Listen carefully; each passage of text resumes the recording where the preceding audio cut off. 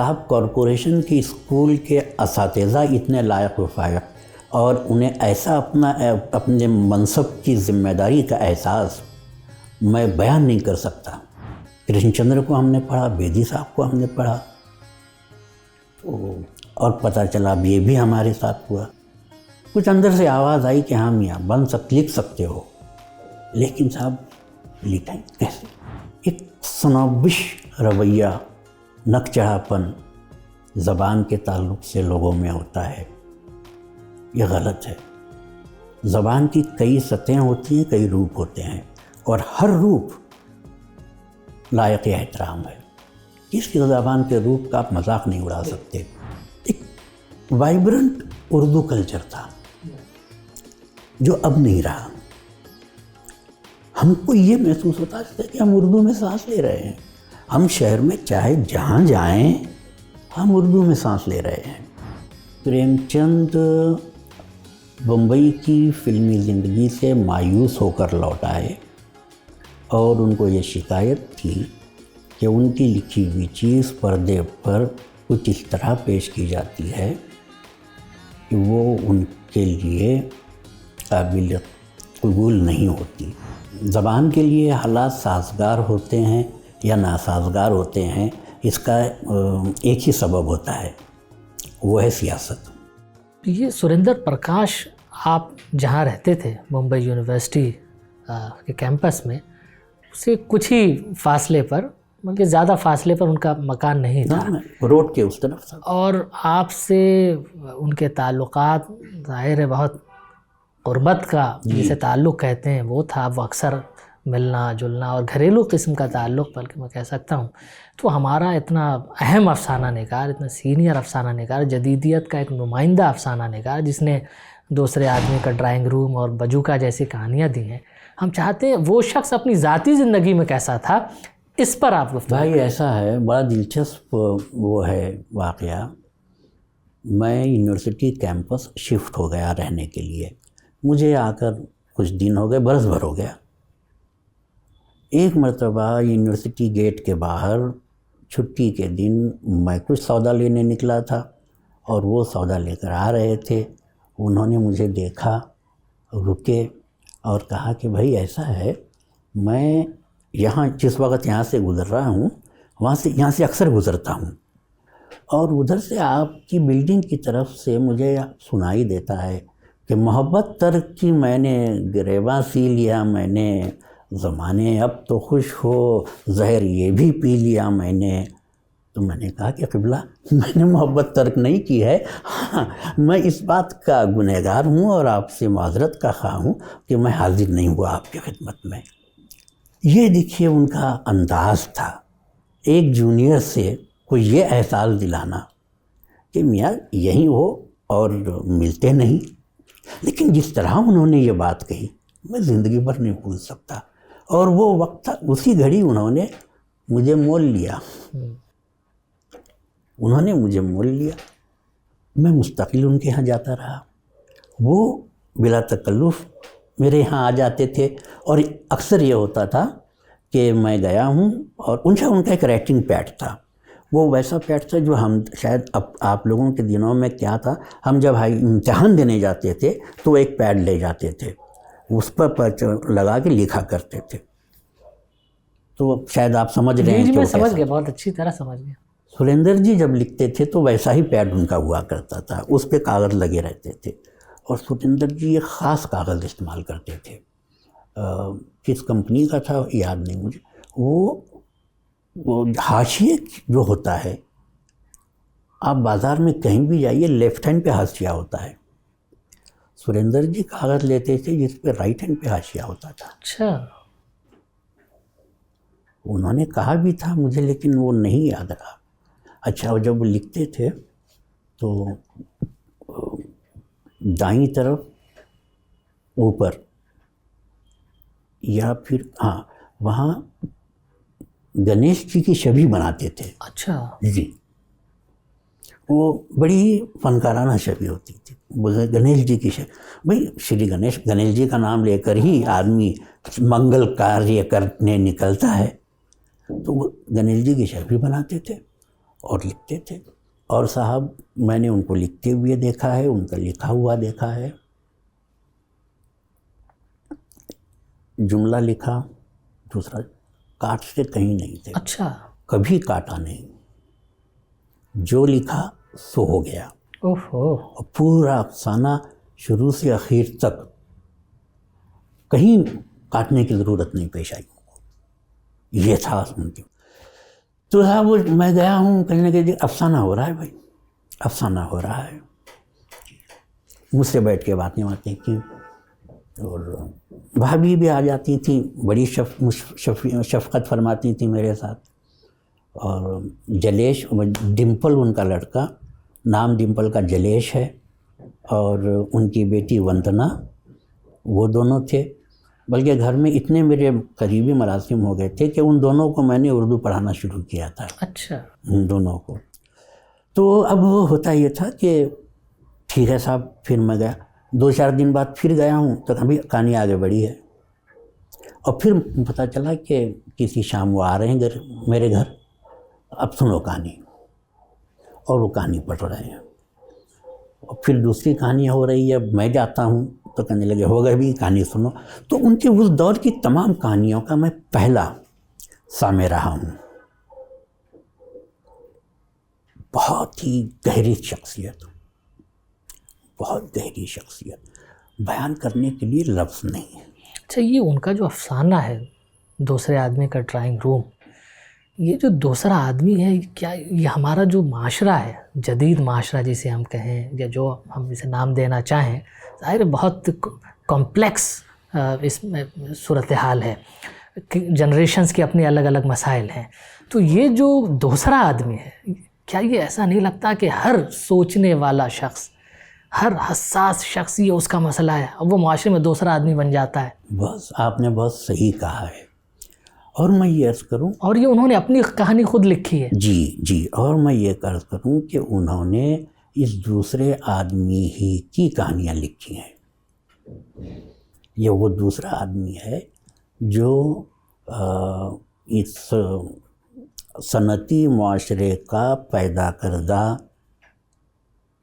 وہ سماج جس میں آدمی کی شناخت کہیں کھو جاتی ہے, اور اب شناخت گم کردہ آدمی بس سانس لے رہا ہے, بھیڑ کے ساتھ ہے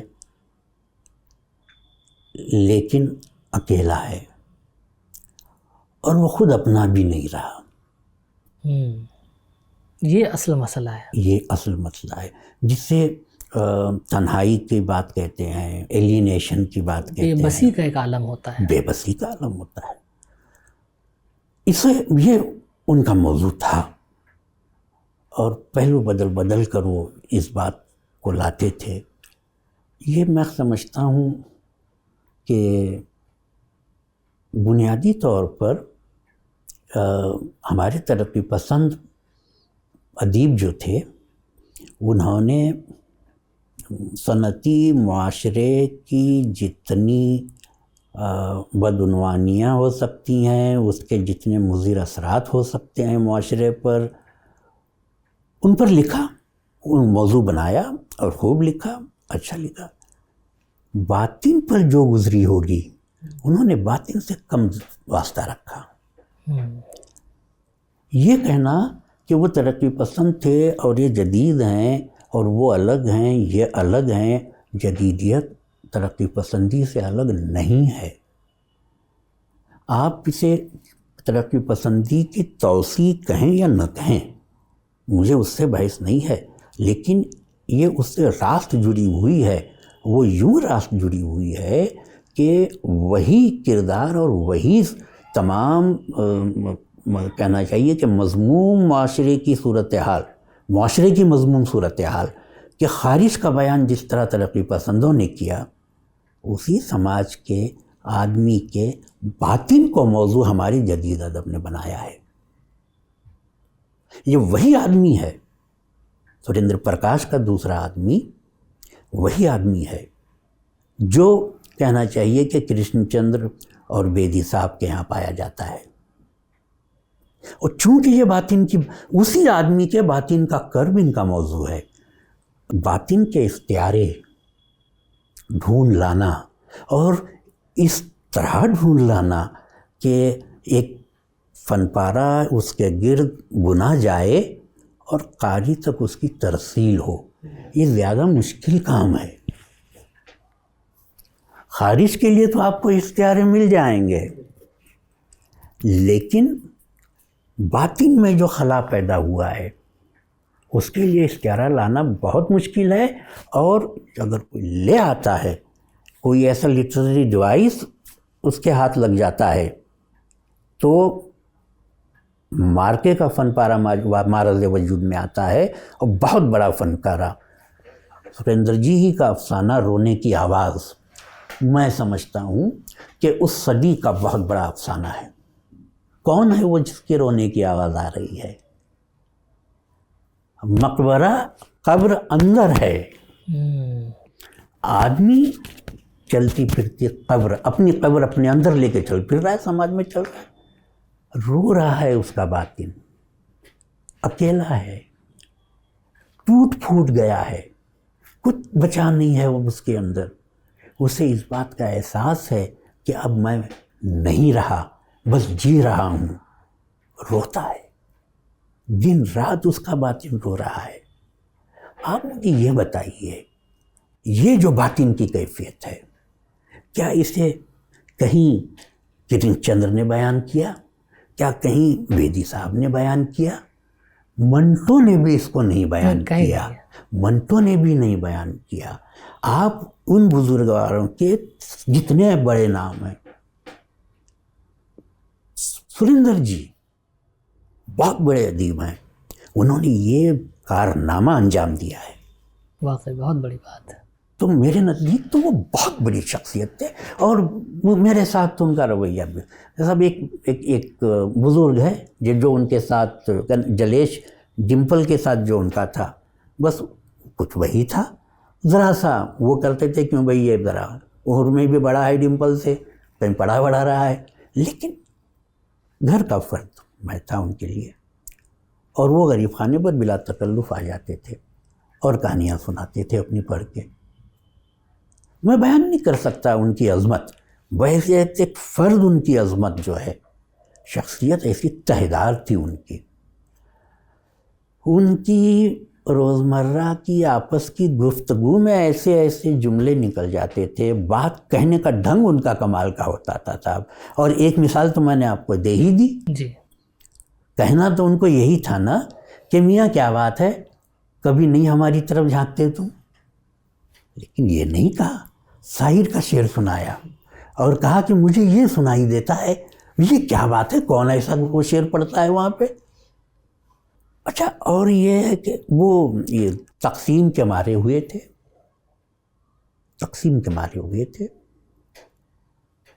اور اس کو ان کی زندگی کا حصہ تھا وہ۔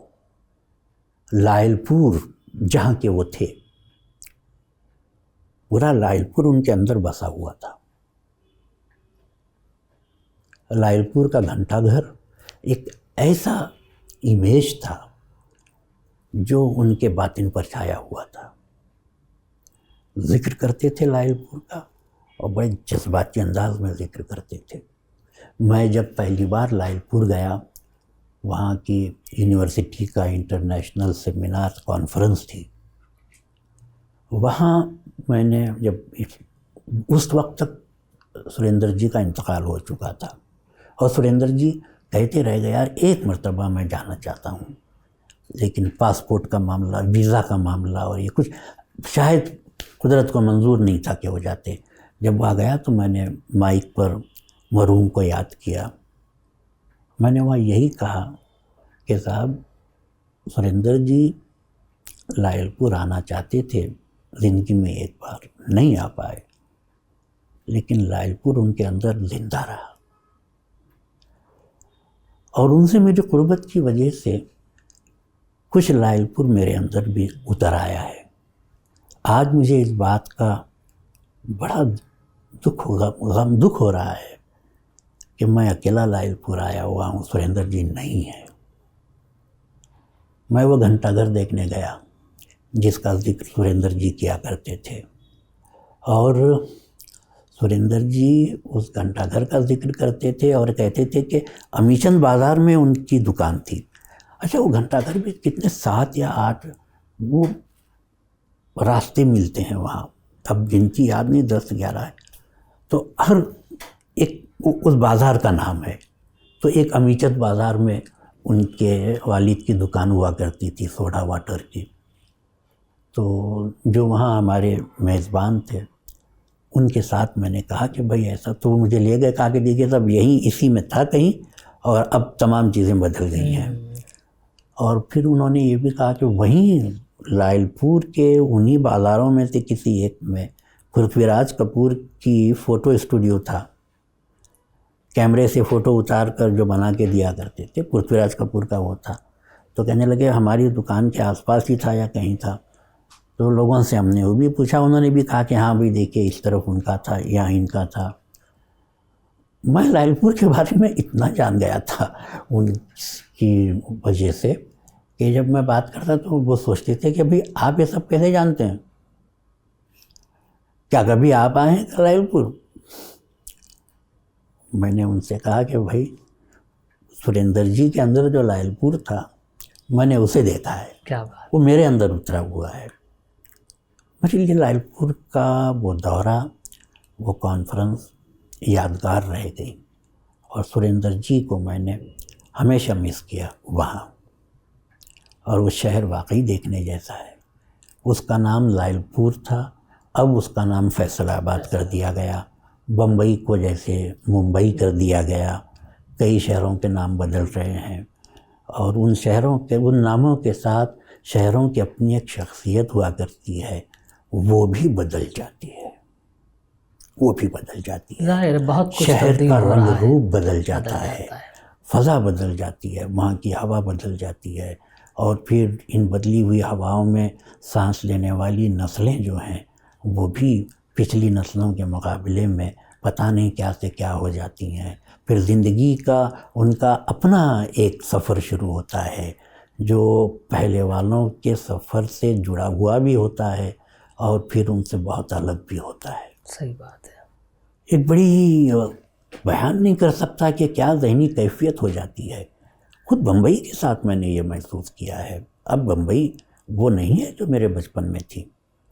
1964 تک، 1964 میں کبھی آخری ٹرام چلی تھی بمبئی میں، 64 یا 66 میں آخری ٹرام بمبئی میں چلی تھی، بچپن کا زمانہ، اور ہم نے اس ٹرام میں سفر کیا ہے۔ سریندر جی بھی بڑے نوسٹالجک تھے اس بمبئی کے تعلق سے، اچھا، بڑے نوسٹالجک تھے، حالانکہ وہ کافی بعد میں دلی آئے ہوئے ہیں، لیکن وہ ایک افسانے میں انہوں نے اس کو ریفرنس دیا ہے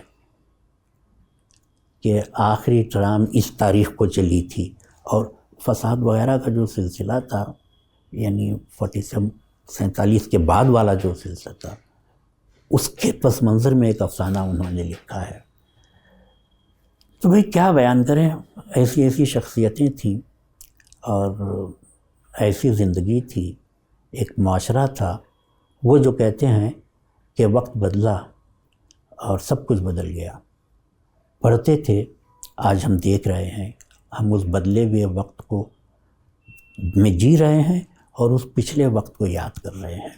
ظاہر، اور یہ سلسلہ یوں ہی چلتا رہتا ہے، یعنی ہم زندہ رہ گئے، ہمارا وقت گزر گیا، ہم زندہ رہ گئے، ہمارا وقت گزر گیا، اور آدمی اپنی زندگی میں آؤٹ ڈیٹڈ بھی ہو جاتا ہے۔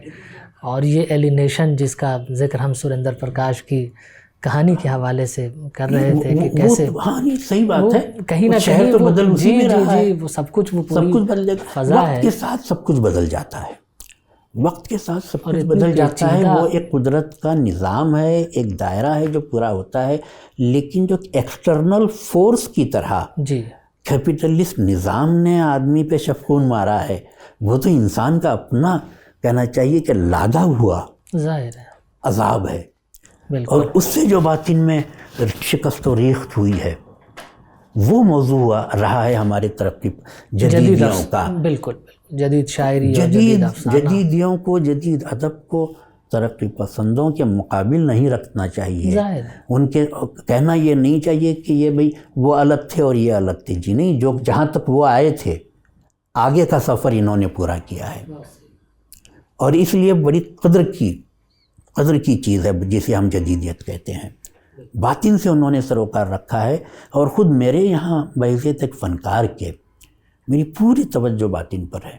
ظاہر ہے پوری توجہ ہر باطن پر ہے. جینوئن فنکار مجھے لگتا ہے کہ وہ ایکسٹرنل فورسز سے زیادہ وہ انٹرنل جو فورسز ہیں وہ اسے فیسینیٹ بھی وہ کرتی ہیں، اور انہی کی رہنمائی میں وہ آگے صحیح بات بڑھتا ہے. صحیح بات ہے. ہم گفتگو کر رہے تھے سریندر پرکاش کے بارے میں، اب ہم چاہتے ہیں کہ آپ کے افسانوں پر بات کی جائے. اگر آپ اس لائق یہاں سمجھتے ہیں تو حاضر ہوں. یہاں سے ذرا ہم گفتگو کا یہ جو رخ ہے وہ تبدیل کرتے ہیں. آپ کی تخلیق، یا جسے ہم مجموعی طور پر کہیں تو وہ 10 کہانیاں، تعبیر، اور تعبیر کی وہ روایات جن کی وہ تعبیر ہے، جن میں وہ کہانیاں لکھی گئی ہیں، وہ روایات آج اگر ہم ان کہانیوں کو پڑھتے ہیں، ان روایات کی طرف دیکھتے ہیں، میں آپ کو پڑھتا ہوں، آپ کے کچھ معاصرین کو پڑھتا ہوں، خاص طور پر طارق چھتاری، سید محمد اشرف اور آپ کی کہانیاں، مجھے بہت واضح طور پر ایک چیز جو کامن نظر آتی ہیں وہ مشترکہ تہذیب، جسے گنگا جمنی تہذیب کہہ لیں یا کچھ اور نہ کمپوزٹ کلچر کہہ لیں، تو یہ عنصر مجھے بہت غالب نظر آتا ہے آپ کے افسانوں کے سروکاروں میں بھی، موضوعات میں بھی. ظاہر سب کے اپنے اپنے تخلیقی رویے ہیں اور اپنا اپنا ہنر ہے اسے پیش کرنے کا. تو یہ جو تعبیر ہے وہ کثرت تعبیر کا شکار ہو کر آج خواب پریشاں بہت اچھی بن چکی ہے. بہت اچھی. تو یہ میں چاہتا ہوں کہ آپ اسے کیسے دیکھ رہے ہیں؟ پہلے تو میں آپ کی خدمت میں یہ عرض کروں کہ آپ نے میرے ساتھ سید محمد اشرف اور طارق چھتاری کا نام لیا. بھائی یہ میرے لیے تو بڑے اعزاز کی بات ہے. یہ دونوں میرے سینئر ہیں، محترم سینئر ہیں، اور سید محمد اشرف بہت بڑا نام ہے، اور طارق چھتاری بہت بڑے افسانہ نگار ہیں. میں فن افسانہ نگاری میں ان کا جونیئر ہوں، اور مجھے خوشی ہے کہ میں ان کا جونیئر ہوں. کہانی تعبیر کی بات آپ کر رہے ہیں، میں کیا بیان کروں آپ سے. جب بابر مسجد شہید ہوئی ہے، ہر ایک آدمی اس سے متاثر ہوا، میں بھی متاثر ہوا. اس سے پہلے میں آپ کو بتاؤں کہ بابر مسجد کی شہادت سے پہلے 2-4 مہینے پہلوں کی بات ہے، 3 مہینے میں گاؤں گیا ہوا تھا، کڑچی شریف. کیونکہ چکوڑی سے ہماری نانی اماں کی خالہ ریٹائر ہو گئیں، تو پھر وہ آ گئیں کڑچی.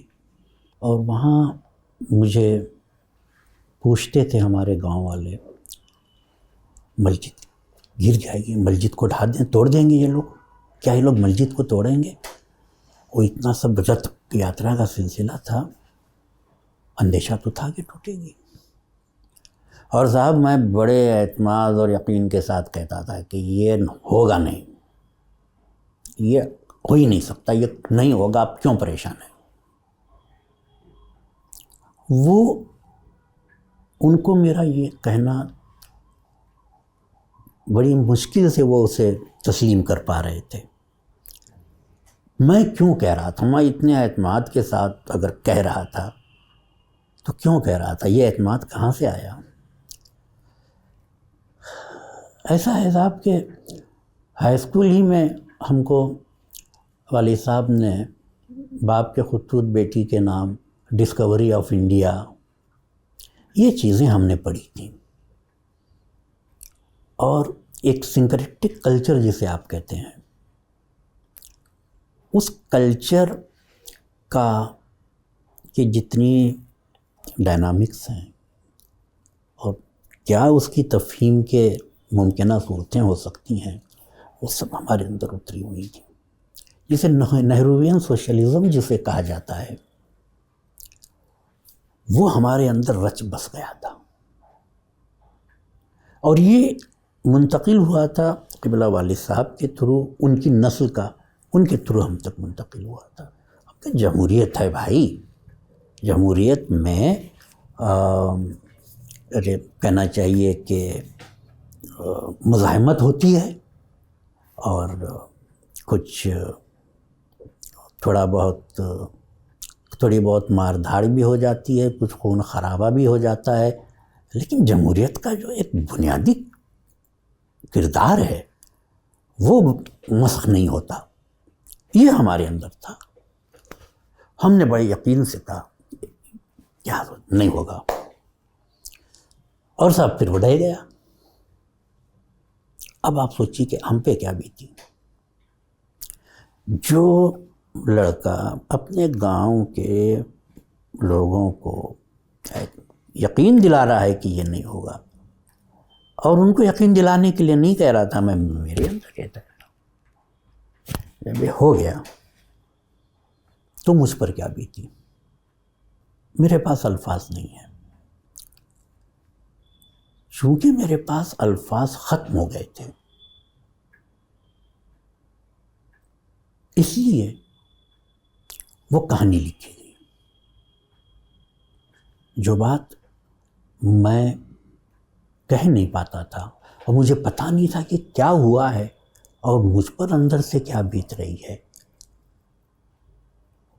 اسے میں بیان نہیں کر سکتا تھا، میرے پاس الفاظ نہیں تھے.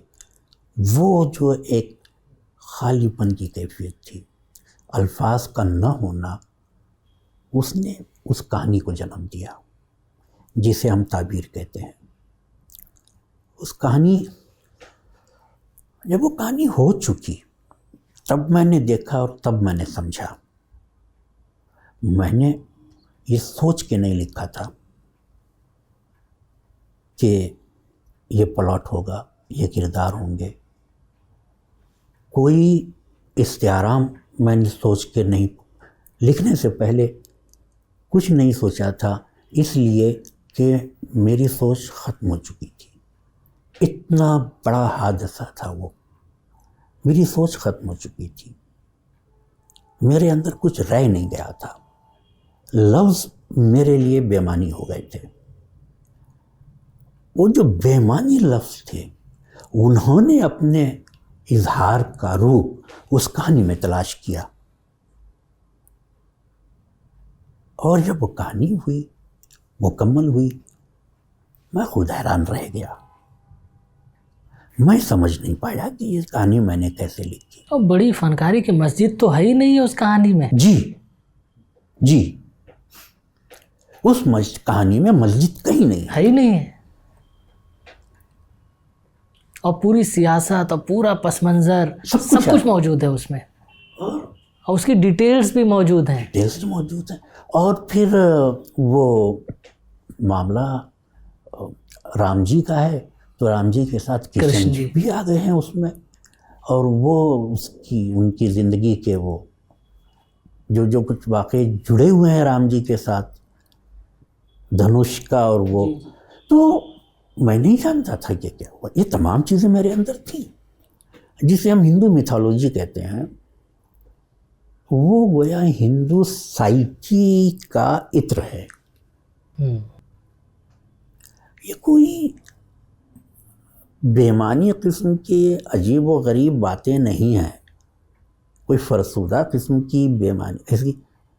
وہ ایک پوری تاریخ کا ہندو سائیکی جو ڈیولپ ہوئی ہے، وہ دیومالا اس کا عطر ہے. وہ میرے اندر اتری ہوئی ہے کیونکہ میں نے اس کو پڑھا ہے. قبلہ والد صاحب کے پاس کتابیں تھیں، ہندو مذہب پہ تھیں، اسلام پہ تھیں، بودھ مذہب پہ بڑی کتابیں تھیں. تو وہ میرے اندر اتری ہوئی تھی چیزیں، میں پڑھ چکا ہوں، اور پڑھ کے میں بھلا چکا ہوں. میں نے پڑھا، میں نے بھلا دیا. گوتم بدھ کی پوری زندگی وغیرہ اور بھکشوں کا حساب کتاب پڑھا تھا. وہی ہائی اسکول کے دنوں میں جو ہمارا جو والد صاحب کا کتبخانہ تھا، جو بمبئی کے سیلاب میں پورا بہہ گیا. جی میرے اندر تھیں وہ چیزیں، خود مجھے نہیں پتا تھا کہ وہ میرے اندر ہیں. میں پڑھ کے بھول چکا تھا، مجھے نہیں پتا تھا۔ جب وہ افسانہ ہوا، مکمل ہوا، اور جب میں نے اسے پڑھا میں حیران رہ گیا کہ بھائی یہ کیسے، میں نے اس کو لکھا ہے، یہ کیسے ہو گیا۔ اب میں چونکہ ادب پڑھاتا رہا ہوں اور ادبی تنقید سے بھی شغف رکھتا رہا ہوں، اب میں دیکھ رہا ہوں تو صاحب اس میں کیا ہو رہا ہے۔ اب ایک قاری کی حیثیت سے، ایک ادب کے قاری کی حیثیت سے، اور ایک ایسے قاری کی حیثیت سے جو ادب پڑھا بھی رہا ہے، جب میں اس کو پڑھتا ہوں تو کئی باتیں سمجھ میں آتی ہیں۔ اس کی جو کہانی کی روح جو ہے وہ یہ ہے کہ جب تک آدمی اس کے اندر اس کی مذہبی عبادت گاہ ہے، ہر آدمی کے اندر ایک مسجد ہے، ہر آدمی کے اندر ایک مندر ہے، ہر آدمی کے اندر ایک گرجا گھر ہے، جو اگر کسی مذہب کو ماننے والا ہے تو اس کی عبادت گاہ اس کے اندر ہے۔ اگر وہ اس کے اندر نہیں ہے تو پھر وہ آدمی نہیں ہے، پھر اس کو سیدھا سادہ سچا ناستک بن جانا چاہیے، اد کچرا رہنا نہیں چاہیے۔ صاحب آپ فینس پر بیٹھے ہوئے ہیں، یہ نہیں، آپ پکے ناستک بن جائیے، دیٹ از فائن۔ تو آپ کے اندر آپ کی عبادت گاہ ہے۔ اب وہ آدمی کسی دوسرے مذہب کی عبادت گاہ کو نہیں ڈھائے گا، وہ ڈھائے گا اس دن جس دن اس کے اندر کی عبادت گاہ کو وہ ڈھائے گا۔ پہلے اپنے اندر کے مندر کو توڑنا پڑے گا اگر آپ کو ایک مسجد ڈھانی ہے تو۔ اور وہ آتش کا شعر مجھے یاد آتا ہے، خواجہ حیدر علی آتش، کہ بت خانہ توڑ ڈالیے مسجد کو ڈھائیے، دل کو نہ توڑیے یہ خدا کا مقام ہے۔ یہ خدا کا مقام ہے۔ یہ اگر آپ اپنے اندر کے مندر کو ڈھائیں گے تب آج جا کے اسے ڈھائیں گے۔ اپنے اندر کے گرجا کو آپ کو پہلے توڑنا پڑے گا، تب آپ کسی مندر کو، کسی مسجد کو توڑیں گے۔ یہ بنیادی فلسفہ ہے اس افسانے کی۔ یہ بات مجھے جب میں نے پڑھا لکھنے کے بعد تب میری سمجھ میں آئی۔ جی بالکل صحیح تعبیر ہے اس کی، اس تعبیر کی یہ بالکل صحیح تعبیر ہے۔ جی جی۔ اور اس میں خواب دیکھا ہے، میرا ایک کیریکٹر خواب دیکھتا ہے اور اس خواب کی تعبیر اسے اس کا دوست سمجھاتا ہے، اور وہ خواب دیکھنے والا مسلمان ہے، اس کو سمجھانے والا ہندو ہے، اور وہ خواب دیکھ رہا ہے کسی مندر کا، کسی ٹیلے کا کیا ہو رہا ہے۔ تو وہ ایک جسے ہم سنکریٹک کلچر، جس کا آپ شروع میں ذکر کر رہے تھے، پورا ہمارے اندر سرایت کیا ہوا رہا ہے۔ جب تک وہ آپ کے رگ و ریشے کا حصہ نہیں بنتا، آپ ایسی چیز نہیں لکھ سکتے۔ آپ ایسی چیز نہیں لکھ سکتے، اور اسی لیے اپنے افسانوں کے مجموعے کے حرف آغاز میں نے یہ بات کہی ہے کہ ہم جمہوریت کے اہل نہیں ہیں۔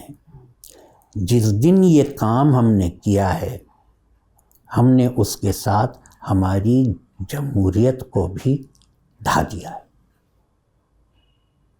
بالکل صحیح۔ انسانی تاریخ کا بہت بڑا المیہ ہے، وہ بہت بڑا المیہ ہے۔ تاریخ کا جو یہ جو دور ہے جسے ہم تاریخ کا جدید دور کہتے ہیں، اس کا بہت بڑا المیہ ہے۔ اس بر صغیر نے جدید انسانی تاریخ کے دو ایسے لمحے دیکھے ہیں جن کا کوئی مقابلہ، جو کوئی تباہی نہیں کر سکتی۔ ایک تقسیم کے وقت پنجاب کا بٹوارا اور اس میں جو خون خرابہ ہوا ہے، اور ایک بابری مسجد کو ڈھانا۔ یہ بہت بڑے واقعے ہیں، اور سیدھا اس کی چوٹ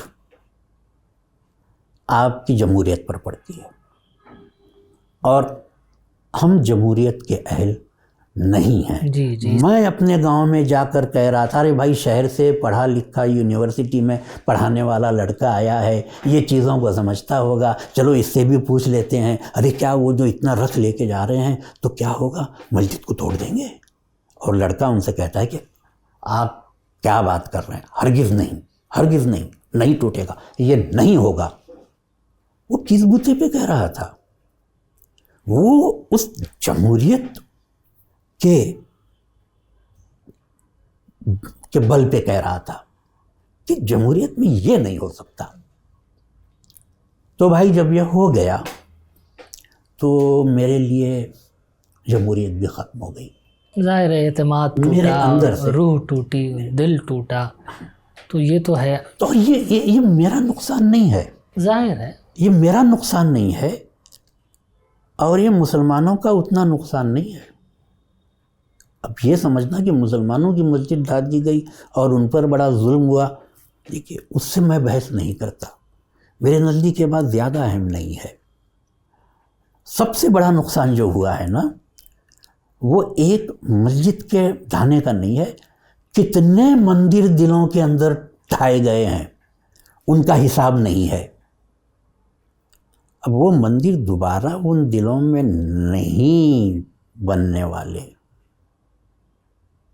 اب جتنے میں نے عرض کیا آپ سے کہ آپ جب تک اپنے اندر کی عبادت گاہ کو نہیں ڈھائیں گے باہر کی کسی عبادت گاہ کو ڈھانے کے لائق نہیں رہیں گے۔ ظاہر ہے، میں نے آتش کا شعر بھی اسی آپ نے لیے آتش کا شعر پڑھا سنا تھا، ہے؟ اور بالکل صحیح ترجمانی وہ شعر اس ایسنس کی کر رہا ہے، یعنی تعبیر کی جو تعبیر ہے اسی سلسلے کی ایک اور کہانی ہے برسو رام دھڑاکے سے۔ برسو رام دھڑاکے سے، بھئی وہ بھی بڑی دلچسپ کہانی ہے، اور اس کے ساتھ بھی ماجرا یہی ہے جو تعبیر کے ساتھ ہے کہ بھئی وہ کیسے ہو گئی، اور میری ہر کہانی کے ساتھ یہ ماجرا ہے، جی جی کیسے ہو گئی۔ میں خود حیران رہ گیا ہر کہانی کو لکھنے کے بعد۔ میں کہا یار مجھے تو نہیں پتہ یہ کہ میں نے کیسے لکھی، کیا واقعی میں نے لکھی ہے؟ برسو رام دھڑاکے سے کا بھی معاملہ یہ ہے کہ بھئی مسجد تو ڈھا دی گئی، ٹھیک ہے ڈھا دی گئی، اب ایک تو بات یہ کہی کہ بھئی لوگوں کے دلوں کے مندر توڑ دیے پہلے انہوں نے، پھر مسجد ڈھا دی۔ ایک بات تو یہ چلو ہو گئی بات، حالانکہ چھوٹی بات نہیں ہے، جتنے دلوں کے مندر ڈھائے گئے ہیں وہ اصل نقصان ہے، جی جی ظاہر ہے، اور میرے لیے وہ اس نقصان، پر نظر نہیں جاتی، میرے لیے وہ نقصان زیادہ پریشان کن ہے، زیادہ تشویش میرے لیے وہ المیہ بڑا المیہ ہے۔ بالکل بالکل، جتنے ہندوؤں کے دلوں میں مندر ڈھا دیے گئے اس ایک مسجد کے ڈھانے سے بڑا وہ زیادہ نقصان، بڑا نقصان ہے۔ وہ بڑا المیہ ہے۔ جی جی جی برسو رام دھڑاکے سے کو جب میں نے پڑھا ہے تب مجھے معلوم ہوا کہ اس کہانی کا لکھنے والا ان سے مخاطب ہے جن کی مسجد ڈھائی گئی ہے۔ بھائی تالی تو دو ہاتھ سے بجے گی، ظاہر سی بات ہے، اسباب و علل کا کھیل ہے، کاز اینڈ ایفیکٹ کا سلسلہ ہے یہ۔ بھائی ان کی مسجد کیوں ڈھائی گئی؟ اس کی بھی تو کوئی وجہ ہوگی۔ ظاہر ہے، اس افسانے سے مجھے یہ معلوم ہوا کہ بھائی مسلمان ہے، مسلمان کیسا ہے، کیسا مسلمان ہے، یہ سوال ہے۔ جی جی اور میری اس کہانی میں ایک آدمی ایک مسلمان کی تلاش میں نکلتا ہے کہ بھائی، اور وہ ہندو ہے، جی جی وہ ہندو ہے، اور اس کے خاندان میں ہر محرم کے وقت میٹھا بنتا تھا اور علم کے ساتھ وہ چلتے تھے۔ اب وہ تھا کہ انہوں نے بابری مسجد کی شہادت اور بمبئی میں جو مسلمانوں کو کاٹا گیا اس کے بعد وہ بمبئی میں وہ شخص ہے، اس کے گھر میں میٹھا پکا کے رکھا گیا ہے تاکہ فاتحہ ہوں حضرت امام کے، اور وہ مسلمان کو ڈھونڈنے جاتا ہے۔ بہت بڑا طنز ہے. اور اسے مسلمان نہیں ملتا. جب بھائی مسلمان اس غریب کو نہیں ملا تو مسجد ڈال دی گئی، اس میں کیا حیرت کی بات ہے؟ ہاں، مسجد ہوتی کس کے لیے؟ ہوتی کس کے لیے؟ کیسا مسلمان ہے اور کیسا اسلام چل رہا ہے آپ کے یہاں؟ کیسا اسلام چل رہا ہے یہاں؟ تو ایک دوسرے پر کفر کا فتویٰ صادر کیا جا رہا ہے. تو جماعت دوسری آپ کفر کا فتویٰ صادر کرتے رہیے تو وہ تمام غیر مسلم کافر ہو گئے، اور ادھر والے یہ بھی تمام کافر ہو گئے. ان کے لیے وہ کافر، ان کے لیے یہ کافر. اچھا، کافر ہم کہیں گے نہیں تو ہم بدعتی کہیں گے، یا ہم کچھ اور کہیں گے، یا کچھ اور کہیں گے. لیکن صاحب، مذہب جو ہے وہ میرا ہے، تیرا مذہب نہیں ہے. تو مسلمان نہیں ملتا، اس ہندو کو مسلمان نہیں ملتا کہ اس کے گھر وہ آ کے فاتحہ کرے. That's all. اور یہ سرحد کے ادھر بھی حال ہے، ادھر بھی سرحد کے ادھر بھی حال ہے. کیونکہ اس کے گھر سرحد پار سے آدمی آیا ہوا ہے جو کبھی اس کا بچپن کا ساتھی تھا، یو پی میں کسی جگہ دیہات میں، پنجاب کے کسی دیہات میں، اور وہ وہاں کی کیفیت سنا رہا ہے، یہ یہاں کا ماجرا سنا رہا ہے. اور معلوم یہ ہوتا ہے کہ صاحب شکر سے مٹھاس نکل گئی ہے، اور ہم بیٹھے تھوک نگل رہے ہیں بسورام دھڑاکے سے. یہ کہانیاں جی میں نے لکھی ہیں، لیکن مجھے نہیں لگتا کہ میں نے لکھی ہیں. میں نے نہیں لکھی ہیں، لیکن ہاں میں نے ہی لکھی ہیں. یہ ایک پیراڈاکسیکل جی ایک پیراڈاکس ہے جس سے میری ذات گزرتی ہے. اور یہی حال میرے ساتھ رنگ ماسٹر کہانی میں ہوا تھا. مجھے نہیں پتا تھا کہ میں شاکیمونی کی زندگی سے، چونکہ میں ہائی اسکول کے دنوں سے متعارف تھا، پوری طرح میں نے کہا کہ ایک سنکریٹک کلچر میرے رگ و ریشے میں سرایت کیے ہوئے رہا ہے، اور اس کا پس منظر بھی میں نے آپ کو بتایا.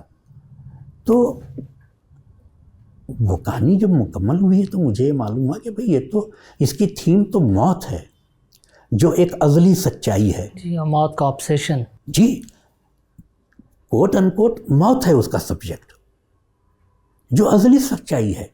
ابد سے لے کر ازل تک کے لیے وہ انسانی زندگی اور پوری مخلوق کی ابدی سچائی ہے.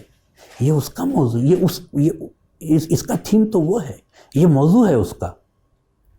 اور موت کے معاملے میں دیکھیے کہاں میں گوتم بدھ کی بدھ کا فلسفہ بھی، اور اس میں مت کریٹ کیا ہے. وہ مت میری کریٹ کی ہوئی ہے. جو جاتک کہانیاں ہیں ان میں کہیں وہ کہانی موجود نہیں ہے گوتم بدھ کے حوالے سے. وہ کہانی کہیں نہیں ہے. یعنی کہ ایسے شمشان میں تم جا کے بیٹھو اور جلتی ہوئی چتاؤں کو دیکھو، اور بیٹھے رہو تا وقت ایک کے کسی چتا میں دیکھو کہ تم خود جل رہے، تمہاری چتا جل رہی ہے. یہ میں نے کہیں نہیں پڑھا اور میں نہیں جانتا. لیکن چونکہ وہ چیزیں میرے باطن میں ہیں، ایک روپ بدل کر آ جاتا. ایک انسان کا جو شعور لاشعور میں بدلتا ہے، اور پھر جب وہ اظہار کا راستہ تلاش کرتا ہے تو آپ اس کے تعلق سے شعوری طور پر کچھ نہیں کہہ سکتے، چاہے وہ تعبیر ہو، چاہے برسورام دھڑاکے سے ہو، یا پھر شاکیمونی والی رنگ ماسٹر ہو. گیت گھاٹ گرجا گھر بھی کچھ ماجرا وہی ہے. بالکل. اس میں تو ایک پہلو یہ بھی ہے تو اس میں کہ بھی صاف چھپتے بھی نہیں، سامنے آتے بھی نہیں. جو ایک ازلی ازل کا جو ایک کنسپٹ ہے، جو حسن جمال کا ایک کنسپٹ ہے، وہ اس خالق مطلق کا جمال اس پوری کائنات میں پھیلا ہوا ہے، وہ اسی کا جمال ہے، لیکن ہے بھی اور نہیں بھی۔ جس کی نظر ہے وہ اس جمال کو دیکھتا ہے، جس کی نہیں ہے اس کے لیے پردہ ہے۔ تو اس پوری کہانی کا جو کردار ہے، مونا کا کردار، جی جی مونا لیزا سے بات جی تک پہنچتی ہے، اور پھر وہاں بی بی مریم کے مجسمے اور ان کے اسکیچ تک پہنچتی، اس کی تصویر تک پہنچتی ہے۔ تو ازل کے وہ خالق مطلق کا جو تصور ہے، جلال اور جمال کا جو تصور ہے، اور پھر اس میں انسٹیٹیوشنل ریلیجن کس طرح اس پورے معاملے کو کرپٹ کر دیتا ہے۔ یعنی کسی نے کہا تھا کہ بھئی اگر آج کی تاریخ میں حضرت عیسیٰ علیہ السلام زمین پر اتر آئیں تو آج کا پوپ کہے گا کہ بھائی تو چلا جا، ہمارے لیے تیرا تو خطرہ ہے، تو چلا جا، ہم کو نہیں چاہیے، تو دوبارہ سولی پہ چڑھ جائے۔ مذہب صرف عیسائیت کی بات نہیں ہے، I'm sorry to say this، ہر مذہب کے ساتھ یہ ہوا ہے۔ چاہے کوئی مذہب دنیا میں آپ لیجئے، اس پر اگر کوئی اس کی تمام تر روح کے ساتھ قائم رہنا چاہے گا، اسے ختم کر دیا جائے گا۔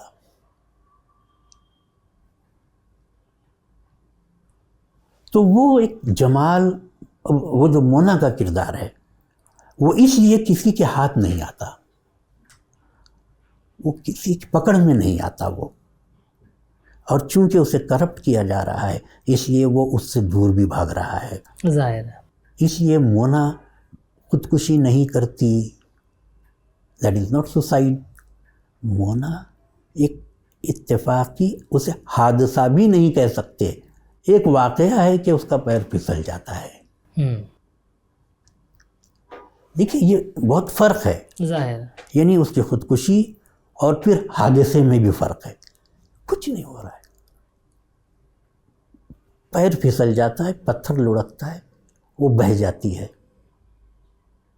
تو اس میں یہ بھی پورا باطن کا کھیل ہے۔ ظاہر تقریباً جو آپ کا اپروچ ہے فکشن کا، میں جہاں تک سمجھتا ہوں کہ وہ تمام کہانیوں میں وہ مادیت اور روحانیت کا ایک تصادم موجود ہے اس میں، اور اسی کے درمیان کہانی بنتی ہے اور آگے بڑھتی ہے اور ایک نتیجے کو پہنچتی ہے، اور اس کا جو اخیر میں جو نتیجہ نکلتا ہے بہرحال وہ ہر جینوین فنکار کے ساتھ ہے کہ وہ اس کا نقطہ ارتکاز کہیے یا نقطہ انجام کہیے، وہ روحانیت سے کہنا چاہیے جو اصل۔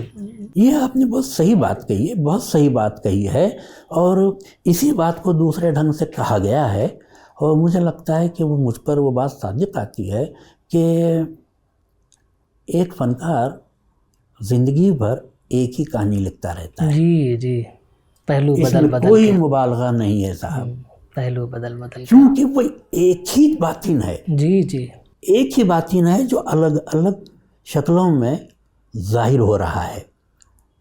یعنی اگر وہ بھول بھلیاں کا جو استعارہ ہے، اس پہ بھی اگر آپ بھول بھلیوں پر آپ غور کرتے ہیں، جی جی اس کہانی کو لکھنے کے بعد میں پھر حیران رہ گیا کہ یہ کہانی میں نے کیسے لکھ لی، کیا چیز تھی جو میرے اندر نکلی ہوگی۔ تب مجھے اس بات کا ایک احساس ہوا کہ بھئی ہم کو ملا وجیح کی صبرس سے وہ لوگ واقف ہیں جو ادب کی بہت ہی ایڈوانس اسٹیج سے، ادب سے جن کا واسطہ ہوتا ہے، دکنیات کا وہ بہت بڑا متن ہے، اور عالمی سطح پر اس کی بہت بڑی منزلت ہے، قدر و منزلت ہے۔ آب حیات کی تلاش صبرس جی جی کی تو پورا یہی ہے۔ صبرس کو ہم نے ہائی اسکول کے دنوں میں پڑھا تھا، ربلا والی صاحب کی لائبریری میں تھا، اور وہ پوری ایک ایلیگری ہے، تمثیل ہے، اور وہ کہانی دو سطحوں پر چلتی ہے۔ دلچسپ، ہم پڑھ گئے، اور دکنی میں تھی اور مزہ آیا، دلچسپ ہے، بہت بڑا بہت بڑا، لیکن آگے معاملہ کیا ہے، اصل میں بات کیا، اور سمجھ میں نہیں آ رہی ہے۔ والد صاحب نے سمجھایا کہ یہ ذات کی تلاش ہے. آدمی اپنی تلاش کرتا ہے. یعنی من رفع نفس ہو، اپنے نفس کو یہ جانے گا گویا اس نے اپنے خالق کو جانا. جس نے خود کو جانا اس نے خدا کو جانا. تو انہیں خود کو تلاش کرنا ہے، خود کو جاننا ہے. یہ بات ہے ہمارے اندر. یہ تو اب بعد میں دیکھ رہا ہوں نا. یعنی یہ بات کچھ اوپری سطح پہ چھچلی نہیں ہے. یہ میرے رگ و ریشے میں سرایت کر چکی ہے. جو خانقاہی میرا ایک پس منظر ہے، جو ایک علمی میرا پس منظر ہے اور ادبی پس منظر ہے، اس کی میرے اندر ایک تمام چیزیں ملی جلی ہیں. وہ آپ کی شخصیت میں بھی یہ چیزیں نظر آتی ہیں اور آپ کے فن میں بھی یہ چیزیں جی صاحب یہ تو ہے نمایاں طور پر صاف طور پر نظر آتی ہیں. اب میں نے ظاہر ہے آپ نے ان 10 افسانوں کو پیش کرنے سے پہلے ایک منفرد بہت مربوط اور مبسوط دیباچہ بھی لکھا. جی ہاں. تعبیر کا دیباچہ. جی. اور ان کہانیوں کے ساتھ وہ دیباچہ بھی اسی دلچسپی سے پڑھا گیا. جی ہاں. میں نے کچھ جملے آپ کے اس دیباچے سے میں نے نوٹ کیے، میں نے نکالے، اس لیے کہ وہ بے حد اہم ہیں، توجہ طلب ہیں، جی دلچسپ ہیں، اور ہمارے جو ویورز ہیں وہ اس سے محظوظ بھی ہوں گے اور اس سے بصیرت بھی حاصل کریں گے. ضرور. اور میں یہ چاہوں گا کہ آپ کا کوئک ریئیکشن، میں کوئک ریئیکشن چاہوں گا ان جملوں پر جو آپ ہی کے جملے ہیں اور بہت دلچسپ ہیں. تو میں وہاں سے یوں سمجھیے کہ آپ پر پہلا جو ابھی تھوڑی دیر پہلے آپ جمہوریت کی بات کر رہے تھے اور بہت تفصیل سے، اور آپ نے سیدھے طور پر کہا اور اس دیباچے میں بھی لکھا ہے کہ ہم جمہوریت کے اہل نہیں ہیں. تو کیوں اہل نہیں ہیں اس پر بھی آپ نے بات کی.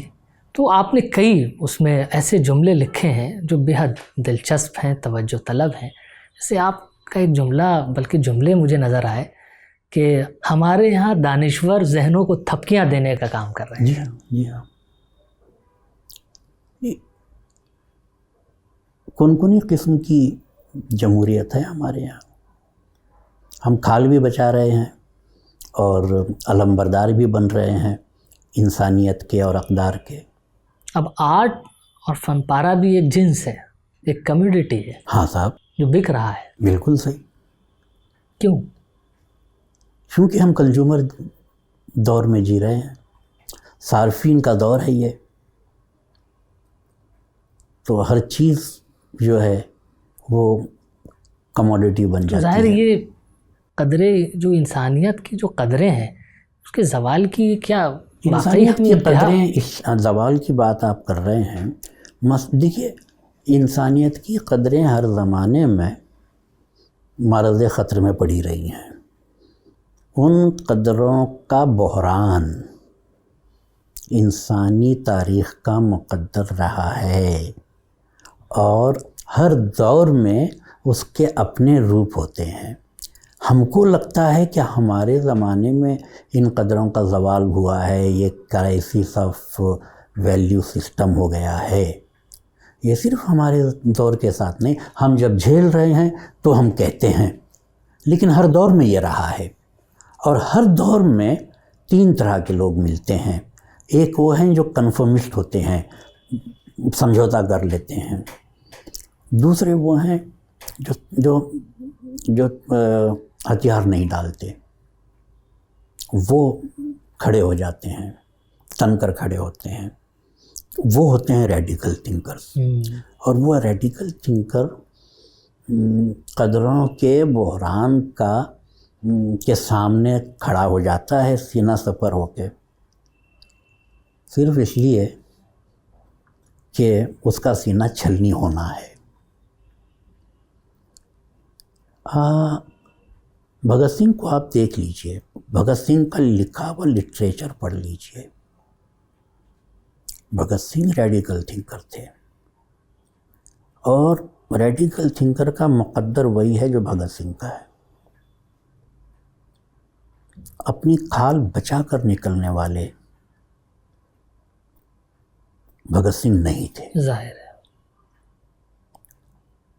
انہوں نے کوئی جذبے کا ابال اور جنون نہیں تھا ان کے یہاں.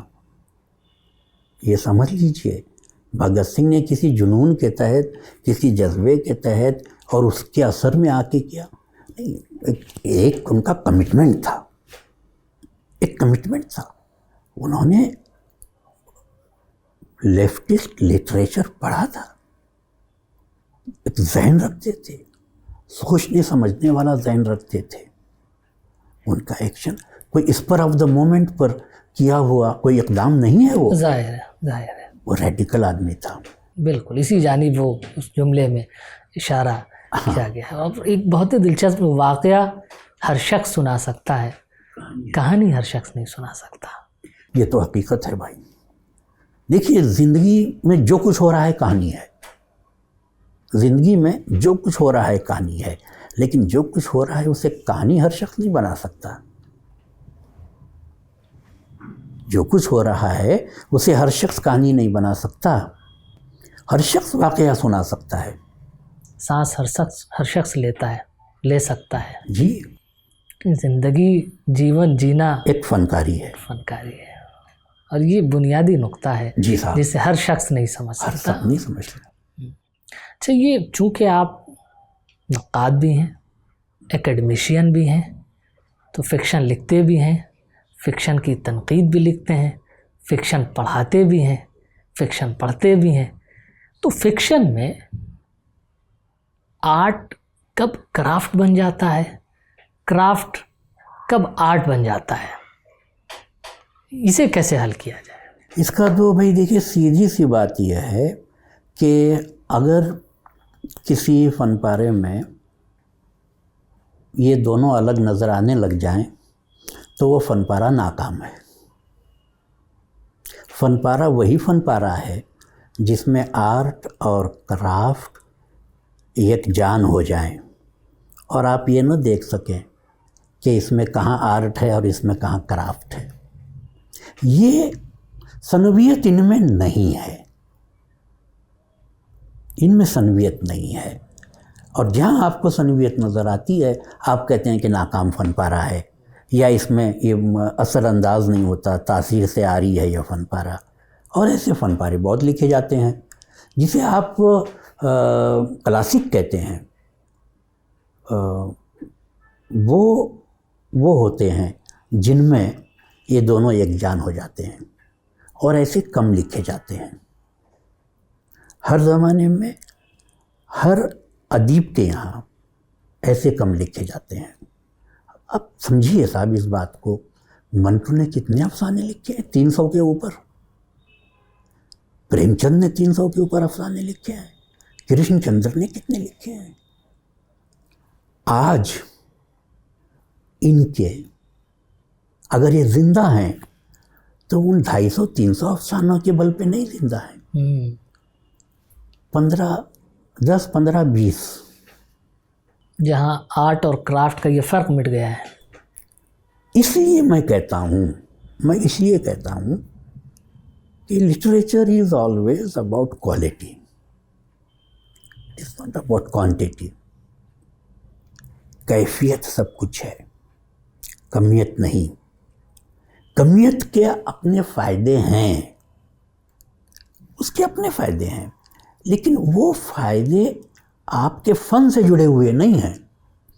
سماج میں، سوسائٹی میں، ادبی حلقوں میں اس کا اپنا مزہ ہے. لیکن آپ زندہ رہیں گے 10-12 کہانیوں میں، 15-20 کہانیوں میں. یہ بات کم لوگ سمجھتے ہیں. ظاہر ہے یہ بات کم لوگ سمجھتے ہیں. آپ کوانٹیٹی اور کوالٹی کی بات کر رہے تھے، یعنی زیادہ لکھنا اہم نہیں ہے، جتنا لکھیے اچھا لکھیے. کوانٹیٹی کوئی معنی نہیں رکھتی ہے، کوالٹی معنی رکھتی ہے. اور یہ زندگی کے ہر شعبے میں ہے، جی ہر میدان میں ہے جی کہ آدمی جو کرے اپنا بیسٹ کرے، جی اچھا کرے. اور یہی فن ہے جہاں آرٹ اور کرافٹ کا فرق مٹ جاتا ہے. اور وہیں پر ہم یہ کہتے ہیں کہ ایک تخلیق کار کے لیے تخلیق ذات کی تکمیل کی صورت اختیار کر لیتی ہے، تخلیق ذات کی تکمیل جی ہو جاتی ہے.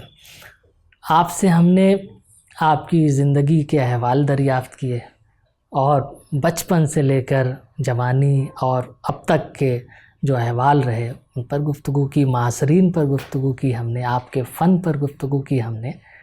چلتے چلتے ایک سوال میں یہ کرنا چاہتا ہوں کہ اس وقت آپ جواہر لال نہرو یونیورسٹی کے CIL ہندوستانی زبانوں کا جو مرکز ہے اس میں آپ پروفیسر رہے اور ایمیننٹ پروفیسر رہے اور میں وہاں کا طالب علم رہا، تو یہ آپ سے یہ جو نسبت ہے یہ تو میرے لیے قابل فخر ہے اور میں اسے نشان امتیاز سمجھتا ہوں۔ اب آپ سبکدوش ہو چکے ہیں اور آپ نے کم لکھا ہے لیکن بہت اچھا لکھا ہے، وہی کوالٹی اور کوانٹٹی کا جو مسئلہ ہے۔ لیکن میں اب آپ سے یہ پوچھوں گا کہ ظاہر ہے اب آپ کے پاس وقت ہی اب وقت میں ہے، لکھوں گا آپ کا جو جی چاہ۔ ان دنوں آپ کا کیا کر سوال رہے میں ہیں نے اور سمجھا، کیا منصوبے ہیں آپ کے؟ آپ کا سوال میں نے سمجھا، آپ جو بات کہنے جا رہے تھے پہلے ہی میں نے سمجھ لیا۔ پروگرام بنا کر ایسا کام نہیں کیا جا سکتا، یہ کام پروگرام بنا کر کرنے کا نہیں ہے۔ کیا جا سکتا ہے، ہر آدمی کا، ہر لکھنے والے کا اپنا ایک طریقہ ہوتا ہے، کوئی اسٹینڈرڈ ایک ایسا طریقہ نہیں ہے۔ منٹو بیٹھتے تھے، ایک لفظ لکھتے تھے، اس سے جملہ بنتا تھا، جملے سے دوسرا جملہ بنتا تھا، پیراگراف بن گیا، کہانی ہو جاتی تھی، ذہن میں کوئی بات ہوتی تھی۔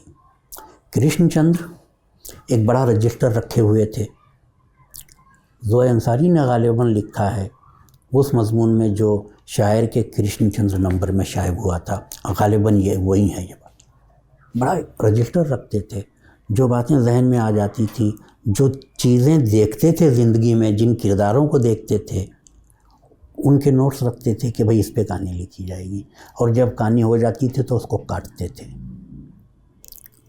یہ ہوتا کیا ہے، کوئی فل ٹائمر ہوتا ہے۔ کرشن جی قلم کی روٹی کھاتے تھے، یا تو فلمیں لکھیں گے یا افسانے لکھیں گے۔ فلموں میں ان کو وہ کامیابی نہیں ملی جو کامیابی اختر الایمان کو ملی، جو کامیابی بیدی صاحب کو ملی، جو کامیابی عزیز قیسی صاحب کو ملی، وہ اتنے کامیاب نہیں ہوئے، لیکن لکھی ضرور، اچھی فلمیں لکھی۔ اور پھر وہ ادب لکھتے تھے، شمع میں وہ چھپتے تھے۔ ان دنوں جب روپیہ ابھی گرا نہیں تھا، ان کو 500 روپے ایک کہانی کے ملتے تھے شمع سے، اور بہت بڑی رقم تھی وہ فل ٹائمر تھے۔ منٹو فل ٹائمر تھے، منٹو کے لیے لکھنا ضروری تھا۔ پریم چند کیا تھے بھائی، قلم کا سپاہی، تو قلم کا سپاہی تھا وہ شخص۔ لکھنا ان کی ذات کا مسئلہ تھا، جی، یعنی ذات اور معاش، معاش سے جڑ گیا یہ تھا، دونوں کاروبار چل رہے ہیں۔ اور لکھ دینا، نثر لکھ دینا ان کے بائیں ہاتھ کا کھیل تھا، نثر لکھ دینا بائیں ہاتھ کا کھیل تھا۔ یہی کرشن صاحب کے تھا، یہی منٹو صاحب کے ساتھ، یہی سریندر جی کے ساتھ تھا۔ میں نے آپ سے کہا کہ وہ لکھتے جاتے تھے، ایک لفظ کاٹتے نہیں تھے۔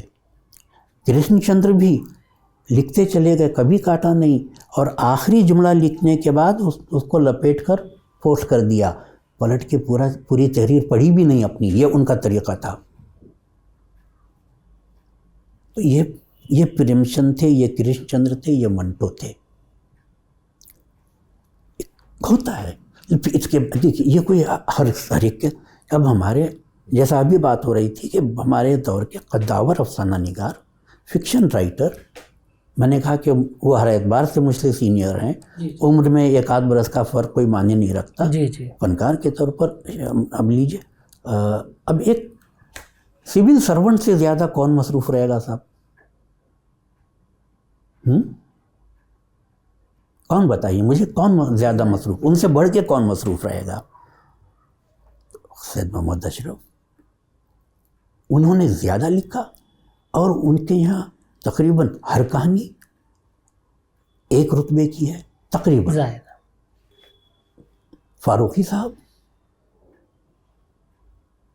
वो भी सिविल सर्वेंट थे, बहुत लिखा। जिंदगी भर काम किया। अपना अपना तरीका होता है, कोई उसूल कोई ज़ाब्ता नहीं होता।